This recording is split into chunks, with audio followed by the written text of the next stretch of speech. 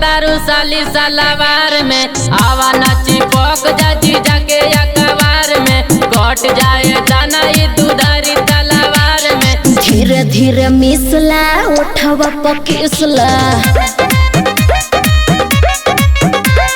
कचाही उमर में ना जीजा तकलीफ दे।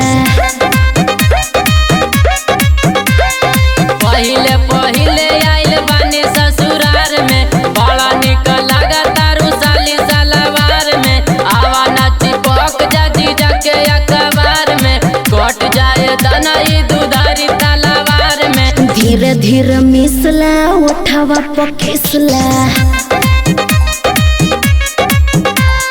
कचाही उमर में ना जीजा तकलीफ दे।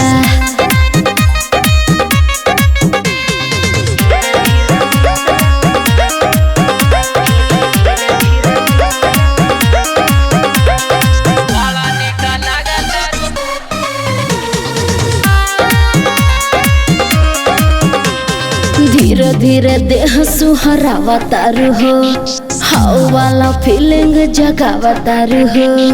आवा तानी पास ना निराश करा हो साली हाउ तानी बर्दाश्त करा हो। धीरे धीरे मेसला उठावा पकिसला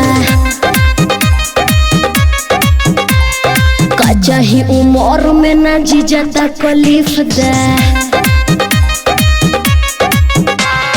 पहिले पहिले आइल बानी ससुरार में बड़ा निक लगा तारू साली सलवार में आवा नाची पोक जाजी जाके अखबार में कट जाए दाना ये दुधारी तलवार में। धीरे धीरे मिसला उठवा पकिसला कचाही उमर में ना जीजा तकलीफ दे।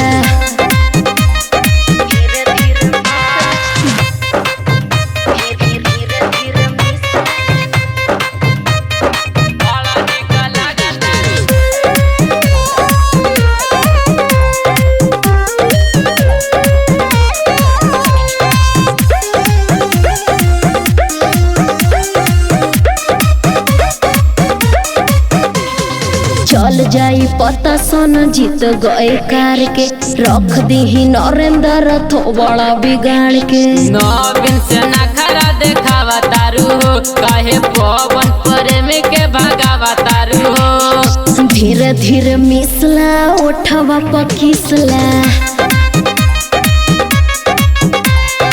कचाही उमर में ना जीजा तकलीफ दे।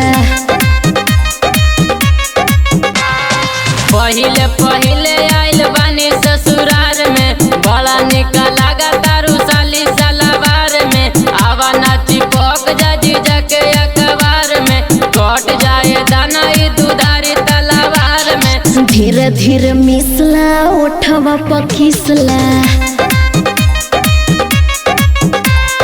कचाही उमर में ना जीजा तकलीफ दे।